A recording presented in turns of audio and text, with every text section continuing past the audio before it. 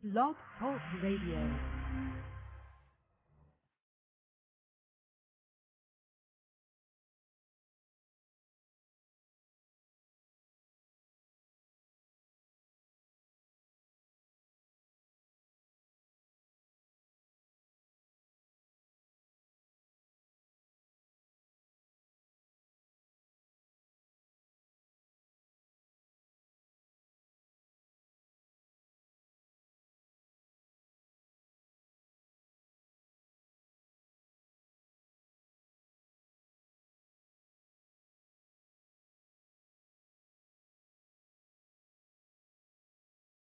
Boa noite, meus amigos.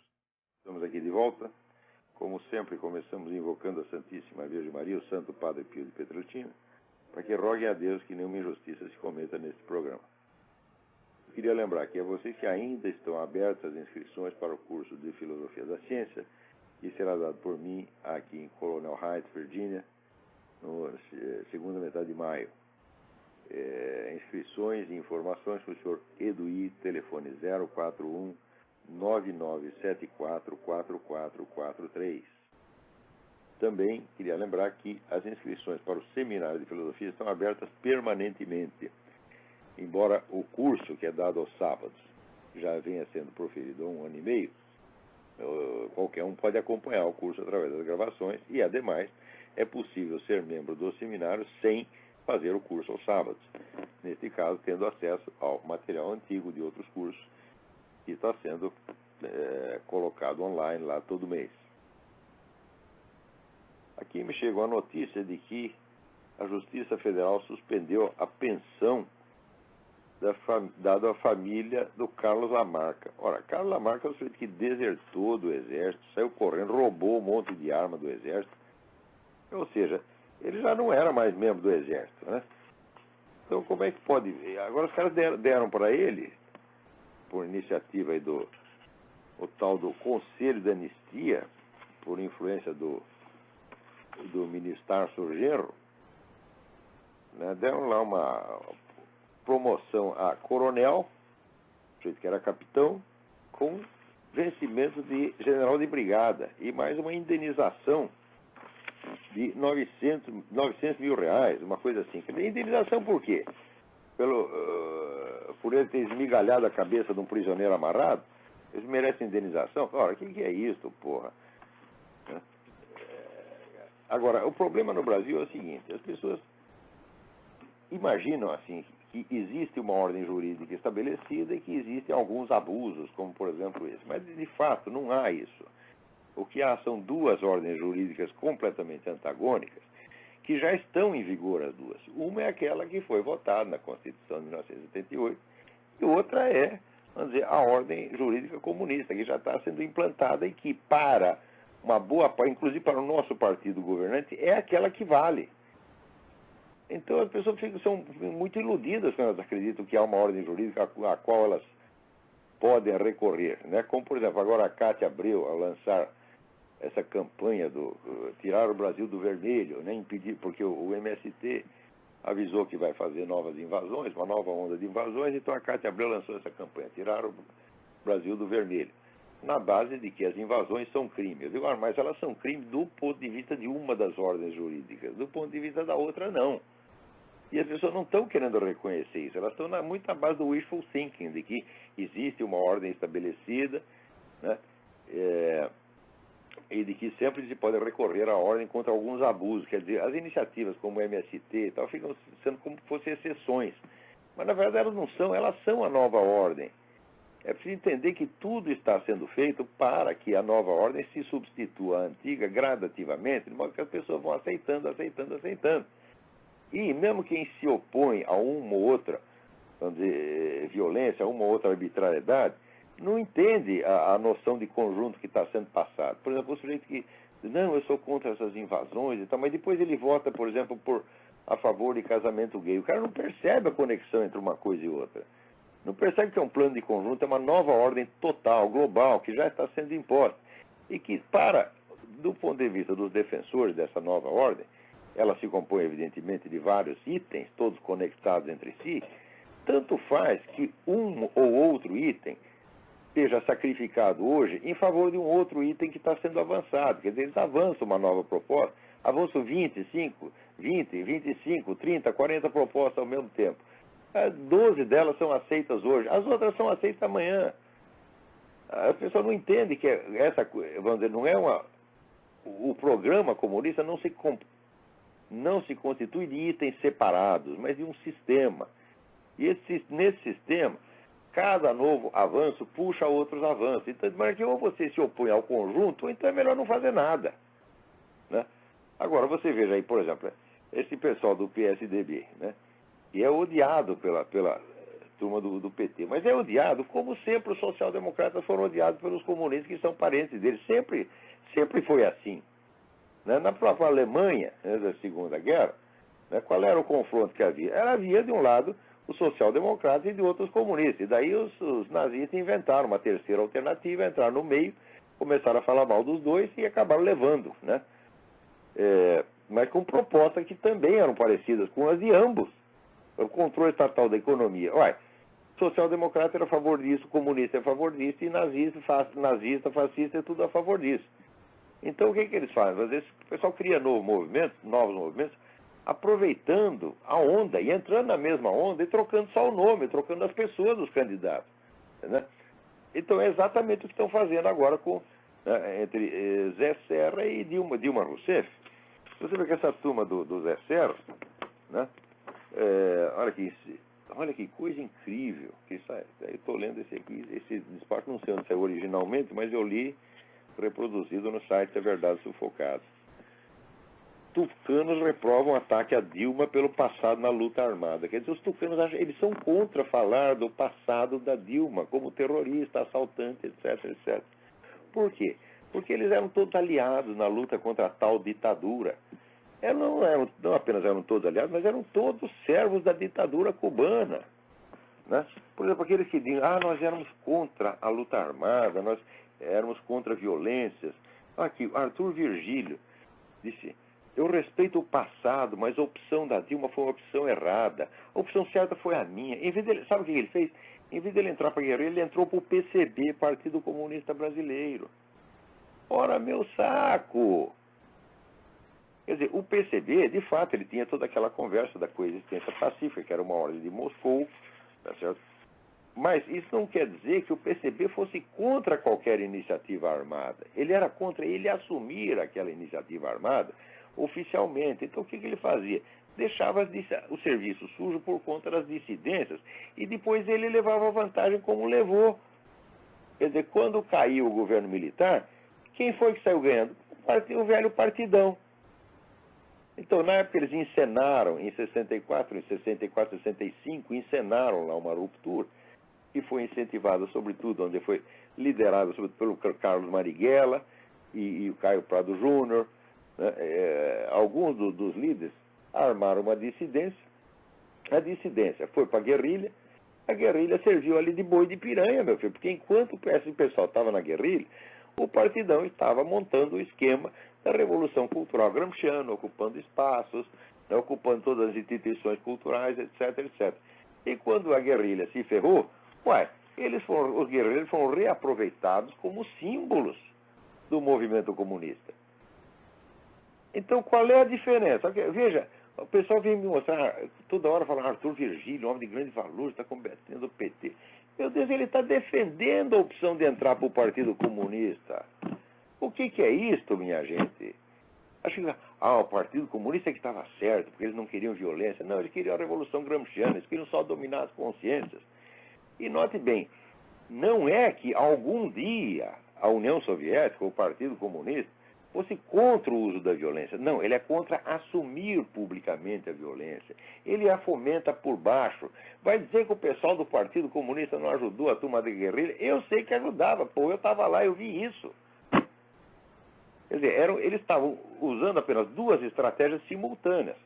Uns camaradas leram lá o tal do Regis Debray, que é aquela história do teoria foquista, criar focos de guerrilha para tudo quanto é lado, e decidiram ir por aí. Os outros leram Antônio Gramsci e acharam que era bom ir pelo lado do Antônio Gramsci. O que eles fizeram? Fizeram as duas coisas ao mesmo tempo. E continuam fazendo as duas coisas ao mesmo tempo. Né?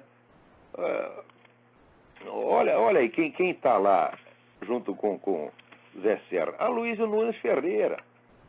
Lembra a Luísa Nunes Ferreira? Aquele que foi ministro do tempo do Fernando Henrique, né? E aquele que disse que quando eu comecei a examinar lá as ideias dele, ele disse que eu estava mergulhando no esterco. E eu disse, Vossa Excelência tem toda a razão, eu estou mergulhando no esterco, mexendo nas suas ideias, é exatamente isso, né? Quer dizer, o cara é um idiota, ele não sabe nem responder num debate, né? Mas isso é isso, todo esse pessoal é comunista pra caramba, né? E note bem, Arthur Virgílio, vê se Arthur Virgílio algum dia se arrependeu da sua opção. Você entrou para o Partido Comunista, ô Arthur Virgílio. O Partido Comunista estava matando milhões de pessoas no mundo inteiro, estava matando mais gente, tá certo? Do que até estava matando mais gente na própria União Soviética e nos países satélites do que o Fidel Castro matava em Cuba. Então qual é a diferença entre você e os terroristas? Por que a opção deles era errada e a sua era certa? Vocês eram todos puxa-sacos de genocidas. Todos vocês. Agora, confesso que eu também fui, só que eu fui durante 2 anos, eu me arrependi e estou tentando até hoje limpar a merda que eu fiz. Né? Agora, vocês não, porque eu não acredito em ex-comunista. Eu acredito em anticomunista. Se você saiu daquilo, você viu o tamanho do crime, você tem obrigação de passar o resto da sua vida combatendo aquilo. Não é assim, agora saí, vou para casa, não brinco mais. É isso que vocês estão fazendo. Agora, você vai para casa e não brinca mais. 30 anos depois, quando você vê essa turma chegando ao poder e fazendo a merda que está fazendo, aí você fica assustado e quer pará-los. Eu digo, mas você não pode parar porque você está contaminado. Né? Isso aí é que nem a história daqui, um padre safado que foi lá tentar fazer um exorcismo e chegou lá para o diabo e falou, em nome de nosso Senhor Jesus Cristo, sai daí. Daí o diabo pôs a cabeça para fora e disse, olha, de Jesus Cristo eu já ouvi falar, mas você quem é? Você está entendendo? Então, você, para combater o mal, meu filho, você, em primeiro lugar, você tem que se limpar. Todos erros, todos nós cometemos, todos nós somos pecadores, mas nós temos que lutar contra o mal que nós mesmos fizemos, porra. Agora, aqui o Arthur Virgílio, ele quer se embelezar com a ideia de que os caras foram para a guerrilha e ele foi para o Partido Comunista, que era tão pacífico, tão bonzinho, nunca matou ninguém. Ora, porra, que palhaçada. Como é que nós podemos aceitar que a oposição, que o anticomunismo no Brasil seja personificado por estes indivíduos, como Zé Serra, a Luísa Nunes Ferreira, Arthur Virgílio? O que é isso, minha gente? Vocês não têm mais discernimento, vocês estão tão miseráveis que... O Brasil está tão miserável que qualquer sujeito que fala 2 palavrinhas contra o PT, já aparece todo mundo dizendo, nós temos um novo herói, ele está falando a verdade. Arnaldo Jabor ajudou essa gente o tempo todo. Tá certo? E depois que ele viu a merda, ele decidiu falar 2 ou 3 palavrinhas e o pessoal se encanta com isso. Eu digo, mas vocês não têm discernimento nenhum. Você vê, essa turma lá do Rio Grande do Sul, do Fórum da Liberdade, pô, eles estão botando lá cada sujeito mais fraco. Bota lá Rodrigo Constantino. Põe o Rodrigo Constantino para discutir com o Ciro Gomes. O Ciro Gomes usa o Rodrigo Constantino de papel higiênico e joga no lixo. Dá de 1000-0 no Rodrigo Constantino, porque é um moleque, um boboca. Não é qualquer sujeito que adere a ideias liberais e merece confiança nessa coisa. O indivíduo, para entrar nessa briga, isso não depende só da ideia que ele está subscrevendo no momento. Né? E nem o programa lá do Instituto Milênio, nós somos a favor disso, a favor daquilo. Espera, mas o problema não é a ideia que você está falando agora, o problema é o conhecimento que você tem do assunto. Se você pegar, por exemplo, o que esse pessoal entende da história do comunismo, da estratégia comunista? Nada. Eles lêem lá 2 ou 3 argumentos no von Mises ou no Hayek contra o comunismo, acham que já sabe tudo. O comunismo está superado. Eu digo, por isso o comunista ri dessa gente, porra. Né? Meu Deus do céu. Então, agora, estão ficando tão fracos, mas tão fracos, e veja quem convidaram para ir lá no Fórum da Liberdade. O João Carlos Quartim de Moraes, aquele vagabundo, mentiroso, charlatão, e foi lá na Unicamp, na plateia da Unicamp, se gabar de que ele foi condenado pela morte do capitão Chandra. E depois, quando eu, baseado na declaração dele, escrevi que ele tinha feito isso, ele disse que são calúnias e ainda reúne não sei quantos mil professores para fazer assinar um protesto contra mim. E pior, está processando lá o Diário do Comércio, ele quer indenização, porque o Diário do Comércio reproduziu a fala dele mesmo. Mas o que é isto, porra? Depois eu fui ver, de fato ele não foi condenado por esse crime, embora tenha participado, porque ele foi do tribunal autoconstituído que condenou o homem à morte. Né? Mas ele de fato não foi condenado por esse crime, sim por um outro. Quer dizer, aí ele estava dizendo a verdade, mas por que mentiu antes? E qual foi o erro que eu fiz? O erro que eu fiz foi acreditar nele. Né? Como é que um cara desse é evidentemente um sem vergonha? Outra coisa, lá no currículo dele diz, filósofo que participou da luta contra a ditadura. Não falo do envolvimento dele nesse crime. E, sobretudo, que caso de filósofo é esse? A obra filosófica dele constitui de um livro muito chinfrim, um único livro. O resto é só coisa de ideologia mesmo. Né? Você tem que filósofo, você não tem capacidade para dizer nada em matéria de filosofia. O currículo dele filosófico é nulo. Absolutamente nulo. Né? Agora, ele é professor, não sei o que. Professor, pega os seus diplomas, enfia tudo no cu. Tá certo? Porque olha aqui, meu filho, eu fui admitido aqui nos Estados Unidos como um estrangeiro, residente, dotado de habilidades excepcionais. Eu peguei o green card, mesmo tipo de green card que dão para grandes cientistas, para o Einstein, etc. Foi o que eu ganhei. Quer dizer, o que é um título universitário perto disso? Não é nada, porra. Quer dizer, qualificado sou eu. Agora, pega lá o currículo desse bosta, digo, olha, pede aqui um reconhecimento pelo governo americano de suas habilidades excepcionais, para você ver o que acontece. Né? Então, no Brasil não tem mais senso de medida, não tem mais senso de proporção. Você quer ver uma coisa? Nos últimos tempos, eu acho que tem mais turma católica falando mal de mim do que comunista. Por quê? Porque esse pessoal é tão ignorante, eles acham que tudo aquilo que não é fé, né, então é gnóstico. Né? Então, por exemplo, se o sujeito... Até outro dia eu estava conversando com uma amiga minha, ela lembrou a famosa entrevista que o Jung deu aqui, acho que nos anos 40. Carl Gustav Jung chegou aí e perguntava, você acredita em Deus? Falou, eu não acredito em Deus, eu sei que Deus existe. Eu tenho conhecimento, então não precisa ter fé, eu tenho conhecimento. Todo mundo desceu o pau dele que é agnóstico. Eu digo, peraí. Santo Tomás de Aquino, a doutrina oficial da igreja é que a existência e os atributos de Deus não são matéria de fé, e sim de conhecimento e prova racional. Isso é a doutrina da igreja, mas os desgraçados não sabem. Olha, matéria de fé é, por exemplo, a ressurreição, é o segundo advento, é o nascimento virginal, isso é matéria de fé. Mas a existência e atributos de Deus não são matéria de fé, são matéria de conhecimento. Agora, você fala em conhecimento, já aparece 15 idiotas dizendo, ele é agnóstico, porque o que vale é a fé, não é o conhecimento. E a gente veja, eu me vejo obrigado a discutir com esse tipo de lixo, eu me sinto humilhado de ter que discutir com esses caras. Eu me sinto humilhado de ter que dar explicação.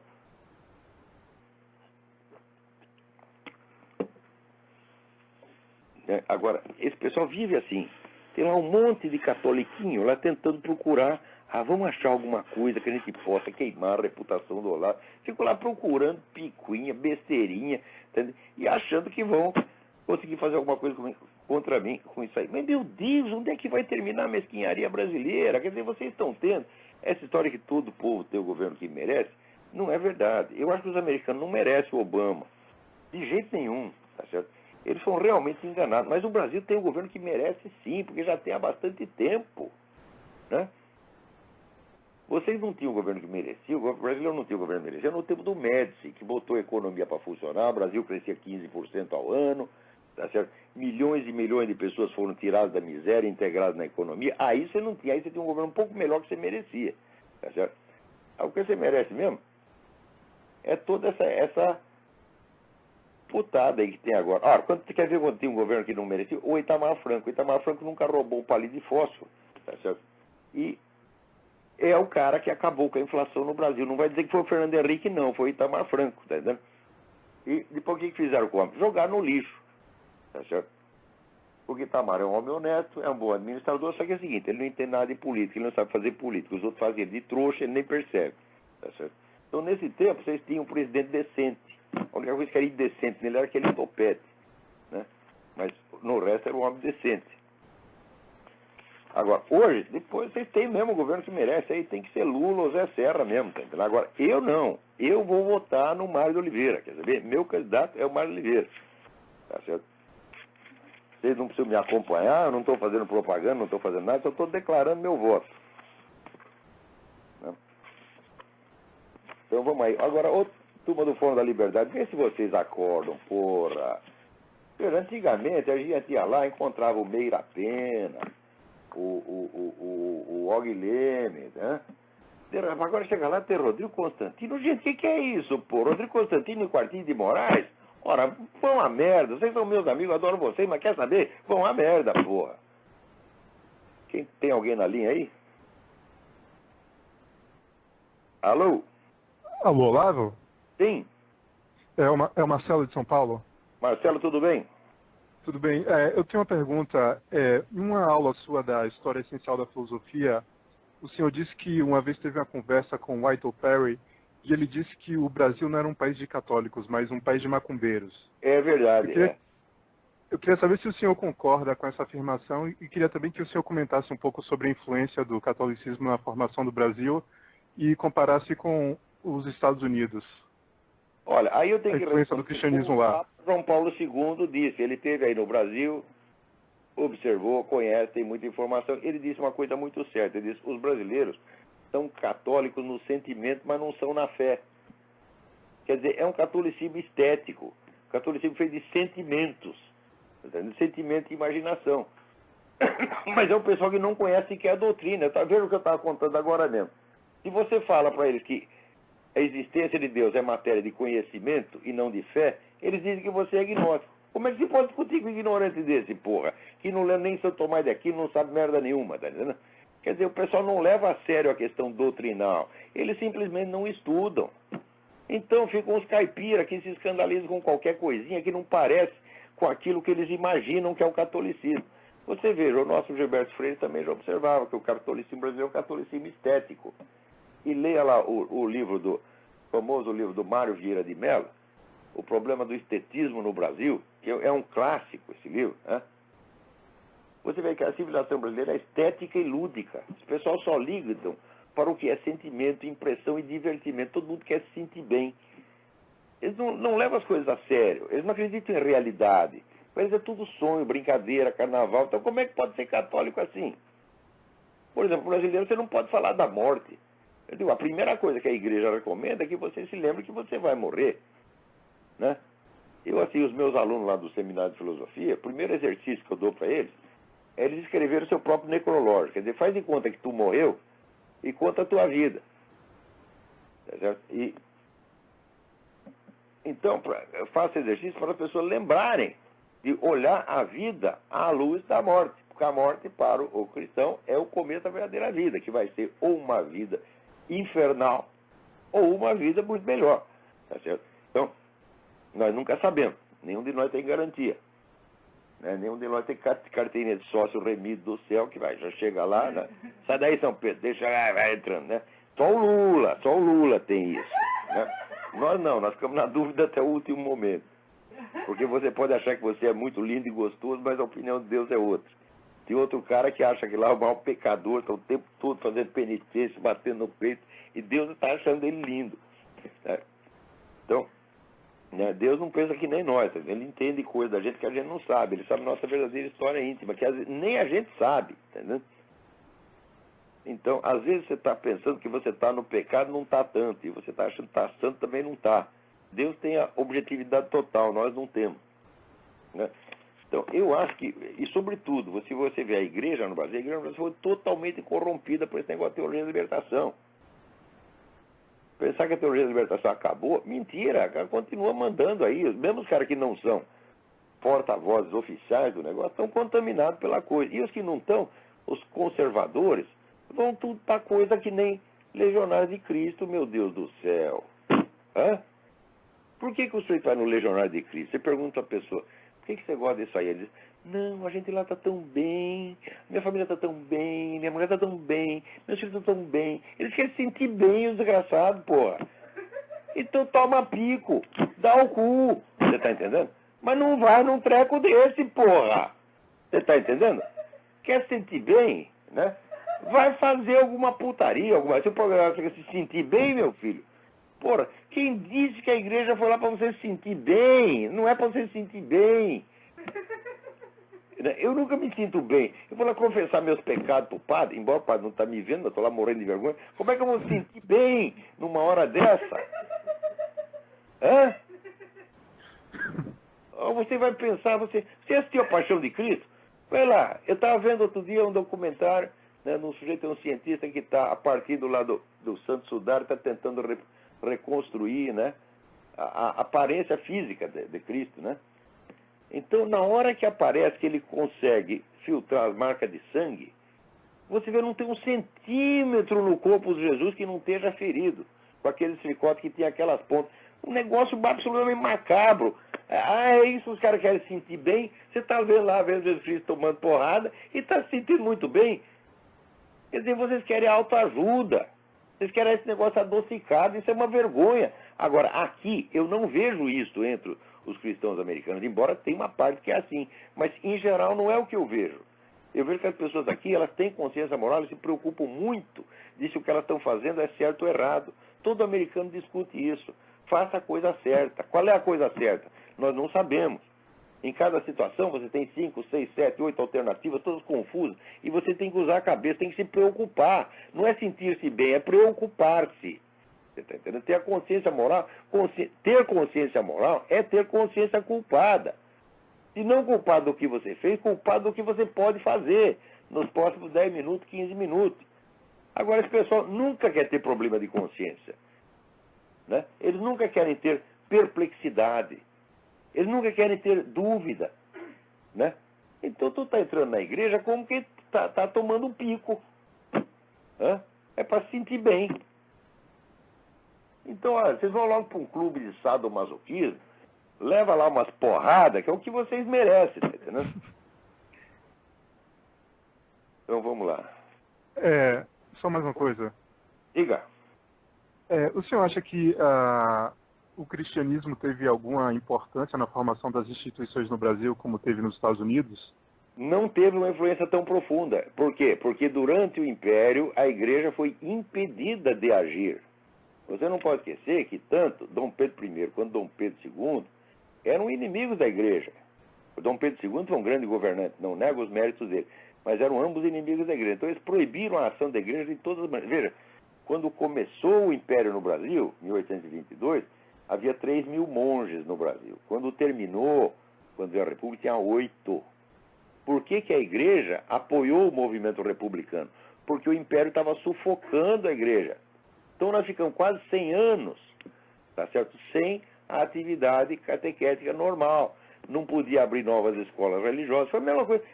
Não houve aquela perseguição sangrenta que houve no México, por exemplo, que eles mataram padre para danar. Tá certo? Mas houve aquela coisa brasileira, que é como o Lula faz, é tudo adocicado, tá? É barata, morde a sopra, tá entendendo? Então, houve essa opressão gentil, né? Não se matava ninguém, não se surrava as pessoas, mas lentamente ia expulsando, boicotando, calando a boca, tomando as escolas, não deixando agir.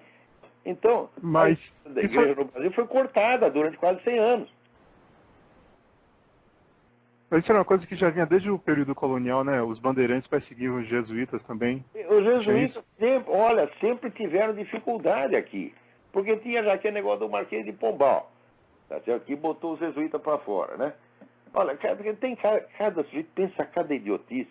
Não, tem que botar os jesuítas para fora, para daí poder inaugurar uma época de ciência e racionalismo. Fala, ai, meu saco, os únicos caras que faziam ciência em Portugal eram os jesuítas, o homem botou tudo para fora. É um idiota, e Marquês de Pombal era um cretino. Tá? Então,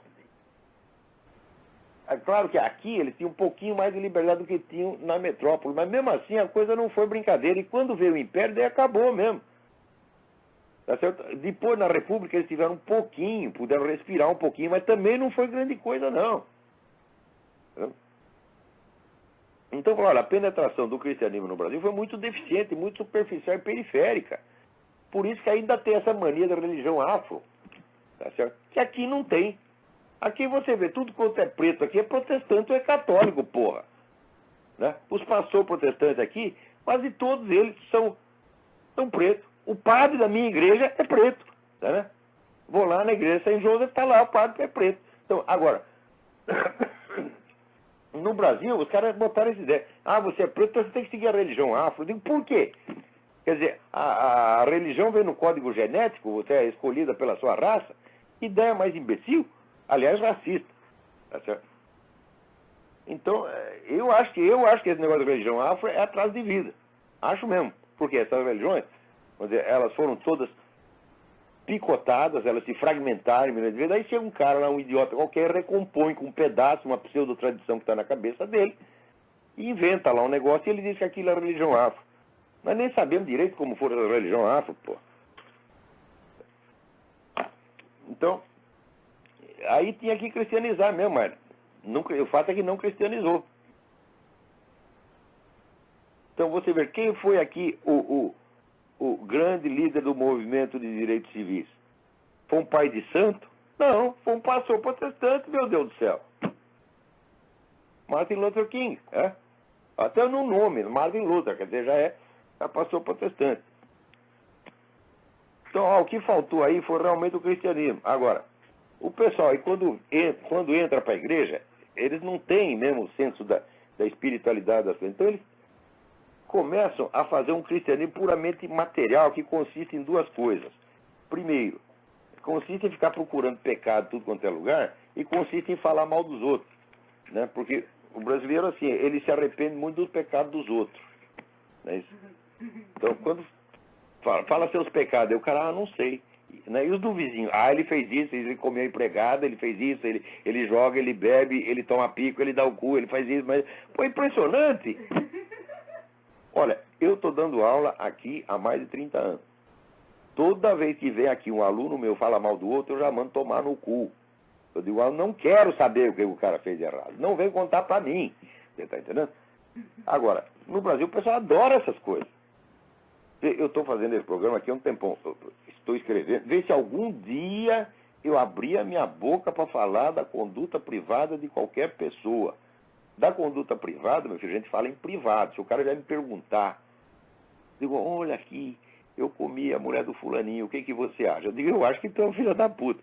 Tá certo? Para com isso. Tá certo? Se vier em privado perguntar. Agora, no Brasil, todo mundo quer falar dessas coisas em público. Eu asseguro para vocês, eu nunca mexi com isso. Eu falo mal de atitudes públicas, atitudes que têm efeito sobre os outros. Agora, no Brasil, todo mundo fica procurando essas coisas na vida alheia.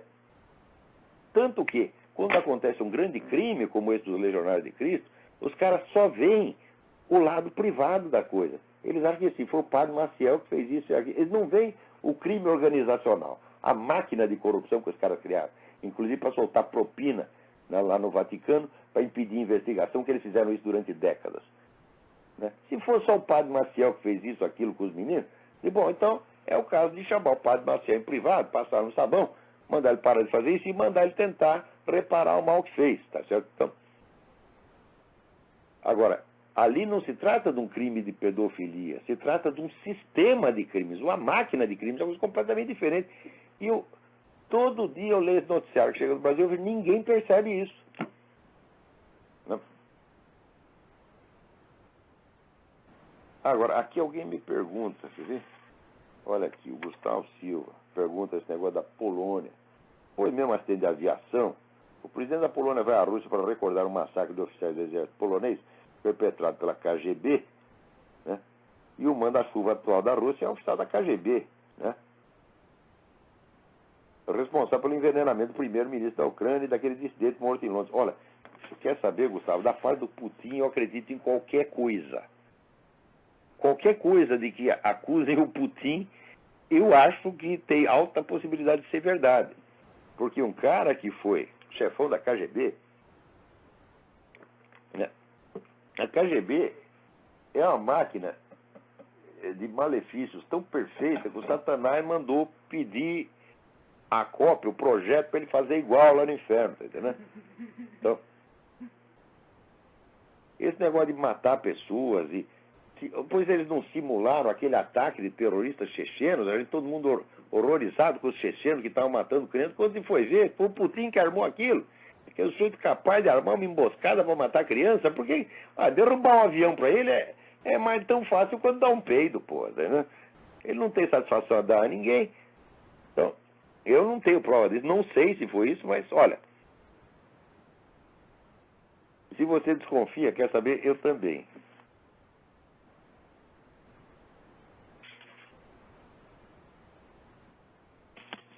Alô? Quem está na linha? Boa noite, Olavo. Boa noite. Quem é? Fernando, Rio Grande do Sul, tudo bem? Tudo bem, graças a Deus. E aí? Eu gostaria de comentar um artigo que saiu na revista Cigar Aficionado desse mês, Aham. a respeito dessa fraude científica anti-tabagista. Eu gostaria de ler um parágrafo do Leia, isso é interessante. Marvin Schenken e do Gordon Mott, que são os editores da revista. Começa assim: nada além da verdade. Eu vou tentar traduzir simultaneamente. Gostamos de acreditar que a comunidade científica não mente. Gostamos de acreditar que há padrões para a pesquisa que se ligam a princípios básicos da precisão e, dentro do que for humanamente possível, eliminem vieses pessoais e políticos.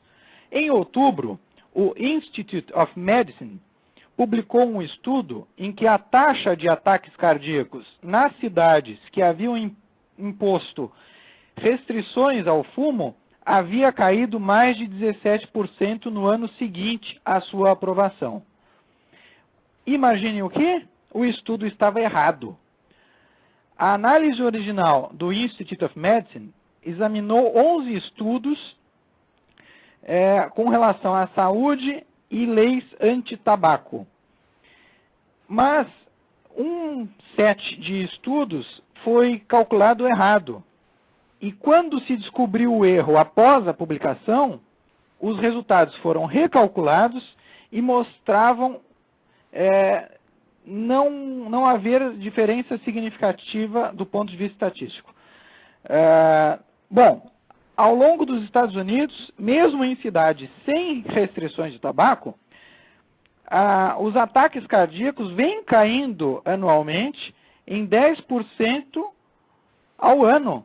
E até 25% ao ano em Nebraska e 12,4% na Carolina do Sul. Em outras palavras, não há como atestar cientificamente uma ligação entre suposta queda de ataques cardíacos e restrições ao tabaco.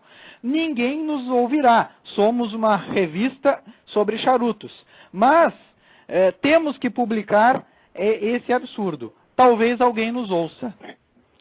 É isso aí, Olavo. Muito obrigado. Eu vou desligar e continuo ouvindo pelo computador.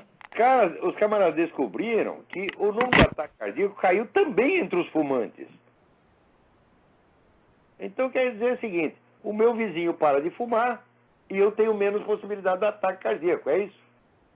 Então, é o seguinte: a redução do ataque cardíaco é devido, vamos dizer, à melhora dos tratamentos, a mudanças na alimentação e assim por diante. Não tem merda nenhuma a ver com cigarro.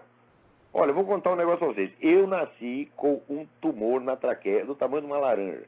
É um negócio que eu já devia ter morrido direto. A partir dos 15 anos, comecei a fumar que nem um doido, não parei até hoje. Era para ter morrido há muito tempo. Se esse negócio matasse, eu seria candidato número 1. Qualquer médico que olha a minha radiografia fala: pô, você não pode nem chegar perto de cigarro, cuidado com o fumo passivo. Estou eu aqui fumando 3 maços de cigarro há mais de 40 anos, tá certo? E até agora não aconteceu nada. Né? Eu vejo os camaradas da minha idade, estão tudo com cara de defunto. E estou eu aqui, né? Todo bonitinho, sem ruga, né? Trabalhando pra caramba, tá certo? Então, tudo isso é uma empulhação, evidentemente. Agora, veja, esta mesma semana no Brasil, o que aconteceu? Tem até uma notícia sobre isso. Espera aí. Olha aqui. Procuradoria dá parecer favorável a leis estaduais. Olha que o Globo, quando está escrevendo. Dá parecer favorável a leis estaduais que restringe fumo em locais públicos. Leis restringe é o cu da sua mãe, redator. Mas, em todo caso, né? Diz o seguinte, diz que a lei não visa a reprimir os fumantes, mas a proteger as pessoas contra os riscos decorrentes do tabagismo passivo.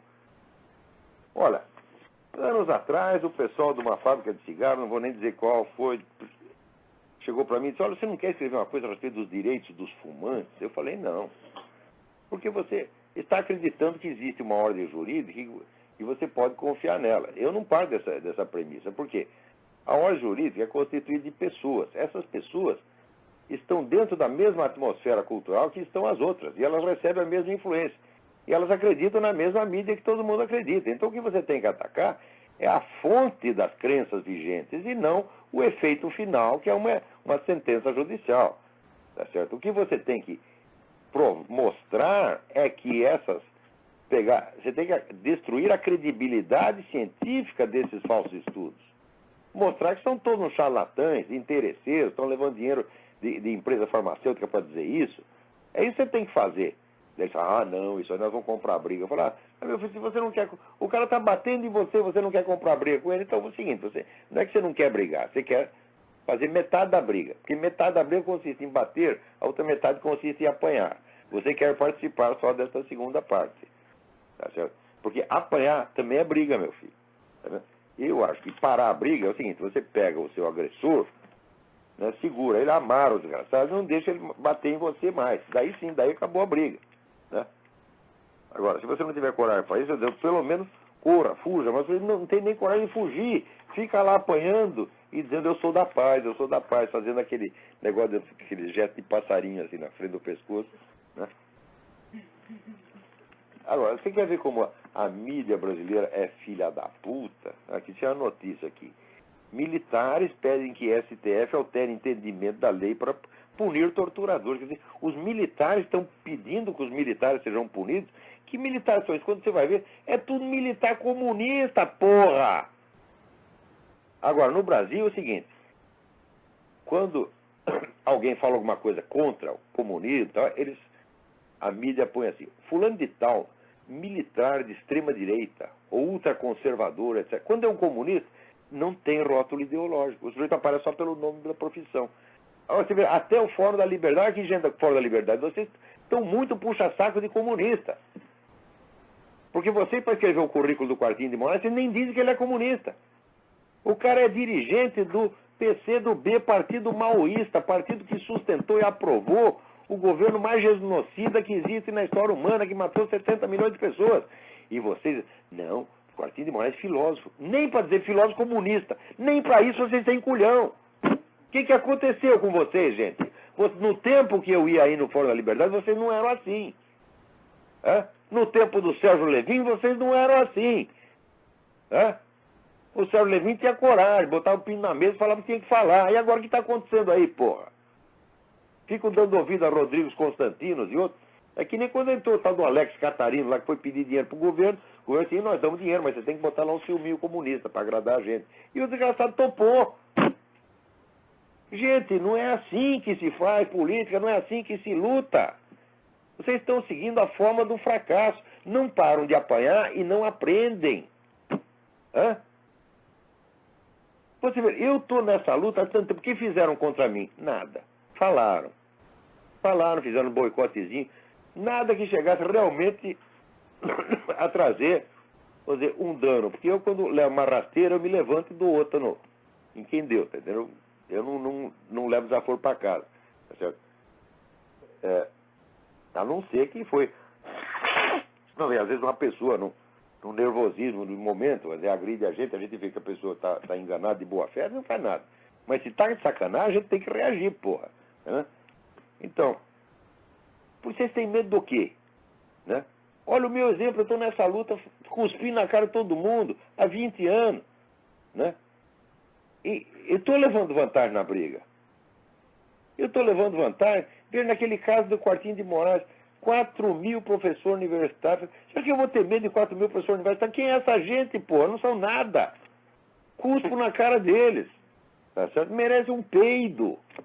Agora vocês têm medo de qualquer coisa, vocês têm medo que o sujeito vai olhar feio, aí ele vai fazer um abaixo-assinado contra mim, e vocês ficam com medo disso. O que é isso, gente?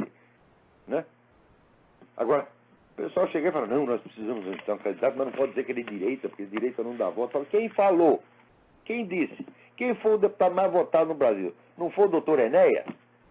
Que está carimbado na testa, sou de direita, ele teve voto para ele e para mais 5. Por quê? Ele não era um homem de grande capacidade, não era um grande orador, não. Ele simplesmente mostrou que era de direita. E com isso se elegeu. Né? Agora, chega esses Caras que não estudaram nada, que não sabem nada, que simplesmente leram o jornal da semana e ficam dizendo, não pode dizer que ele é direito, você não tem voto. Eu digo, mas o que é isso, gente? Que palhaçada é essa? O que vocês estudaram para dizer isso? Vocês estão num país que o povo é maciçamente conservador. O primeiro candidato que levantar a bandeira conservadora falou, olha aqui, nós queremos moralidade, nós queremos ordem pública, lugar de bandido é na cadeia, tem que fechar a MST e tem que combater as Farc. E, vamos dizer, tem que acabar com a violência nas escolas, tem que acabar com essa putaria nas escolas, o estudante tem que estudar. O cara que vier com essa... Vamos dizer, esse programa, que é conservador de direita, ele é de bom senso, vai ganhar estourado qualquer eleição onde se apresente. Agora, o que está faltando, gente, é culhão. Culhão. O covarde... Olha, ninguém é mais inventivo do que um covarde para inventar desculpa para justificar a covardia. Você falar que está sendo covarde. Não, o cara te puxa uma lista de justificações que é assim, do tamanho da lista telefônica, tá entendendo? Ora, porra! Aqui, diretora é agredida por alunos de escola municipal em Vila Isabel. Né? Quer dizer, daí chega a secretaria, né? As autoridades não fazem nada, não fazem absolutamente nada. Tá aí, agora, que a Secretaria Municipal de Educação, Cláudia Costin, está reclamando, né? Episódio como isso é uma agressão a toda a educação na cidade. Ó.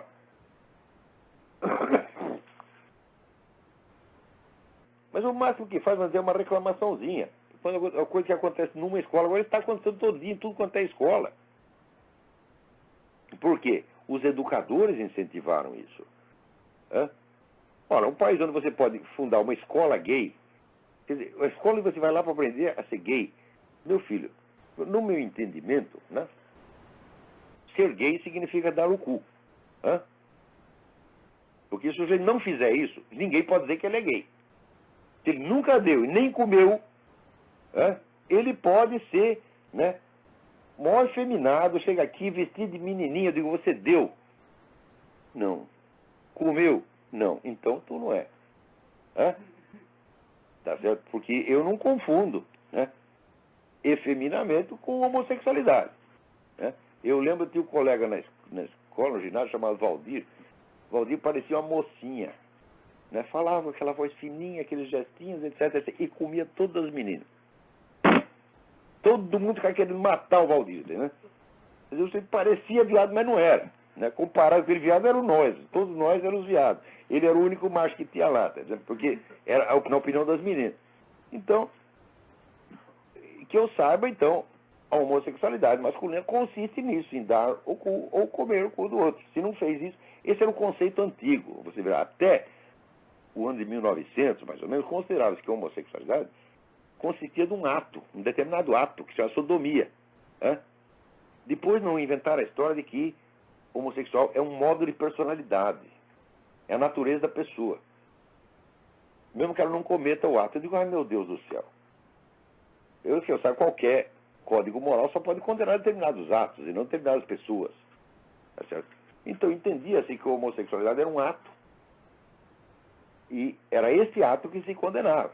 E esse ato qualquer pessoa podia fazer. Vamos supor, se um cara que não fosse habitualmente homossexual fizesse isso, pior ainda, se fizesse com um menino, com menor idade, seria condenado do mesmo jeito. Não adianta o cara chegar lá e falar, não, mas eu não sou viado. Fala, e daí? E daí? Tu não é, mas tu fez. Então, agora, com o século XX mudou, virou assim, não se trata mais de sodomia, trata de ser gay. Tá certo? É a natureza da pessoa que mudou. Fala, bom, então você já veio com uma noção metafísica, tá certo? Absolutamente inaceitável. Agora, se você vai ensinar o sujeito a ser gay, né, você vai ensinar ele a dar ou a comer. Me desculpe, então é esse que vai ser o conteúdo curricular. Se não tem isso, então não é escola gay. Vocês estão botando o nome, mas não é escola gay, é uma escola como outra qualquer. O que você vai ensinar? Matemática, geografia, etc, etc. Então por que você chama de escola gay, porra?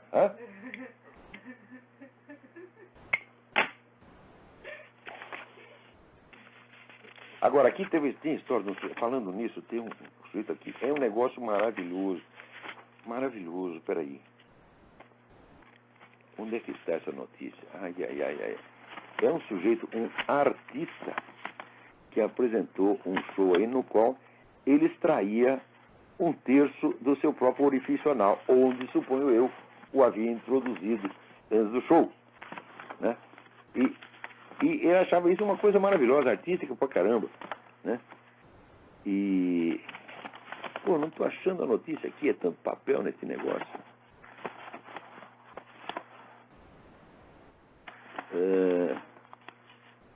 Peraí, tem que achar isso aqui, porra. Bom, eu sei que o sujeito dizia o seguinte, ele dizia que o mais bonito da história não era o que ele fez, era a teoria que justificava a coisa. Né? Onde ele dizia que o ânus é uma área de risco e tem que ser salvo.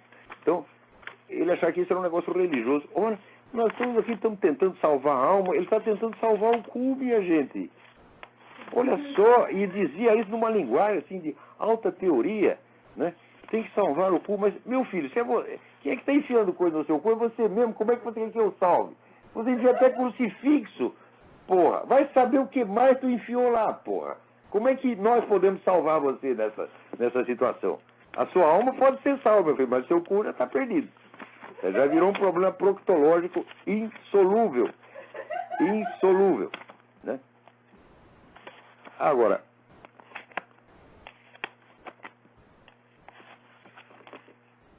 está aqui o Zé Arthur Gianotti na Folha reclamando os novos bolchevistas.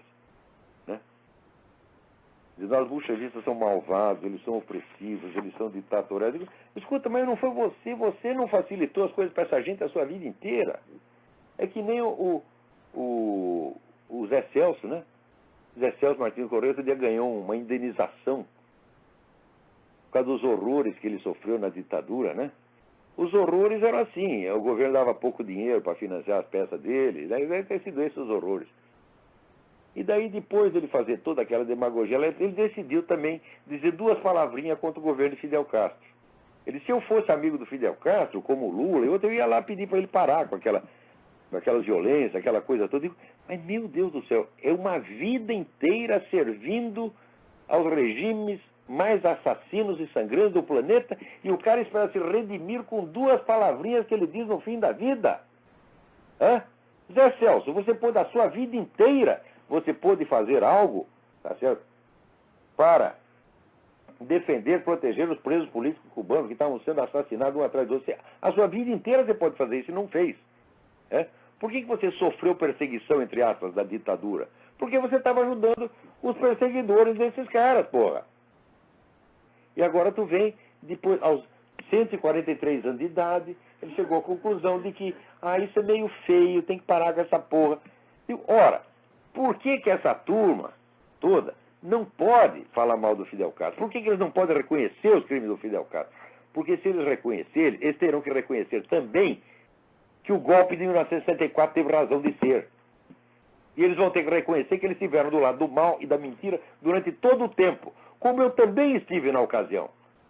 Porque eu fiquei com horror do que os milicos estavam fazendo e eu não tinha polo de comparação, você está entendendo? Então, os milicos prenderam 2.000 pessoas. Durante os 20 anos da ditadura, teve 2.000 presos políticos num país que na época tinha 90 milhões de habitantes. É? E agora em Cuba, que tem uma população 18 vezes menor, né, chegou a ter 100 mil prisioneiros ao mesmo tempo. Mas só que eu não sabia disso, eu não sabia por quê? Porque esse pessoal escondia. Então, se você não tem os polos de comparação, você não tem senso das proporções, você julga tudo errado. Porque justiça é senso das proporções. E nem o pessoal que fica falando de padre pedófilo. Eu digo, olha, meu filho, a igreja jamais prometeu que o seu clero seria inteirinho constituído de santos. Ela sempre confessou que lá está cheio de pecadores. A única coisa que ela prometeu é manter um nível um pouquinho mais elevado do que na sociedade em geral. Para não passar vergonha. Tá certo? Por quê? O Cristo não está lá no céu para ficar absolvendo o padre o tempo todo. Ele tem mais o que fazer. Tá? Os padres tinham que ajudar ele a fazer isso, né? Então, o que acontece? Se você comparar estatisticamente, igual, você tem muito menos pedófilos no clero católico do que em qualquer outra comunidade. Por exemplo, quantos pedófilos tem na comunidade gay? É permitido investigar isso aí? Olha, de cara, 90% dos padres pedófilos são homossexuais. Então, é claro que é só proibir a entrada de homossexuais no clero e pronto, vai baixar a pedofilia. Né? Eu garanto para você que para cada padre pedófilo que tem, você deve ter no mínimo 100 pedófilos entre os militantes do movimento gay. É só questão de você investigar. Por que eu sei isso? Porque 90% dos padres pedófilos são gays. Então,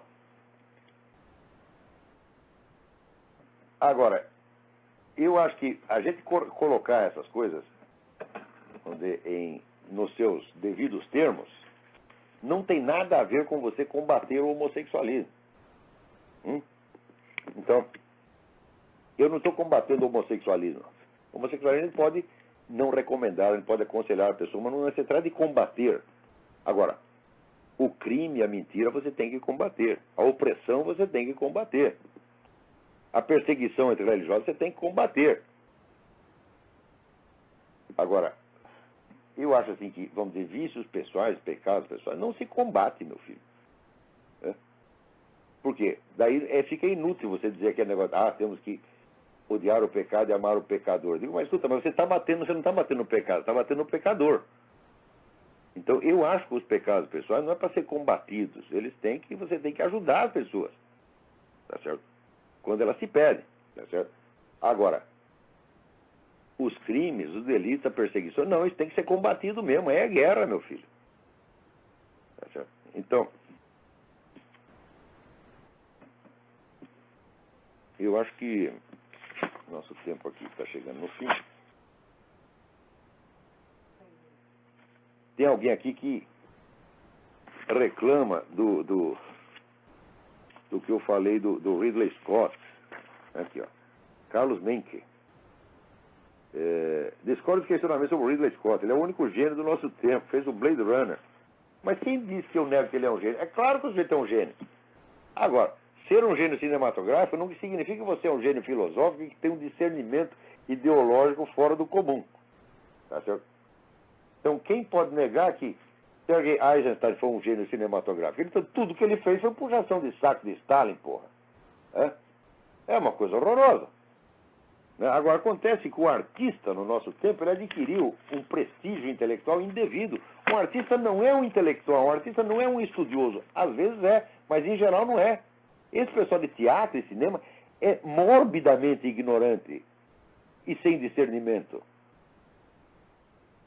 O talento artístico, o senhor pode nascer com aquilo, e aquilo é aprimorado mediante um simples treinamento técnico. O trabalho intelectual ali é mínimo. Agora, as pessoas acham que qualquer sambista é um intelectual, porra. Cineasta, então, nem se fala. Tem um amigo meu que fala cineasta. Né? Então, é claro, até esse filme do Reino dos Céus, né, que é um filme ideologicamente porco, é um grande filme. Ninguém faz cena de batalha que nem o Ridley Scott. Ninguém pode negar isso aí. Tá certo? E o Blade Runner, claro que é um grande filme. Até esse é um grande filme. E ninguém está negando isso aí.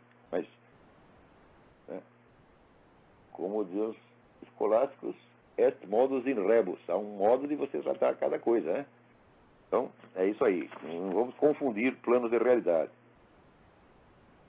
Então, alguém me pergunta aqui, o Cícero de Mello pergunta, os livros do ex-jesuíta Malachi Martin são obras que devem ser lidas como documentos históricos dignos de alguma confiança? Sem sombra de dúvida. Malachi Martin escreveu livros preciosos, que não quer dizer que a gente vai concordar com tudo em cada detalhe. Mas o livro que ele escreveu sobre os jesuítas é importantíssimo. O livro sobre o exorcismo, né? Hostage to the Devil, livro importantíssimo, que documenta meticulosamente 5 casos de exorcismo absolutamente impressionantes. Né? Acho que tem 2 entrevistas do Malachi Martin no YouTube, não percam, procure lá, Malachi Martin, M-A-L-A-C-H-I Martin, M-A-R-T-I-N. Então, ouçam o que esse homem está dizendo, que é sempre, sempre precioso. Então,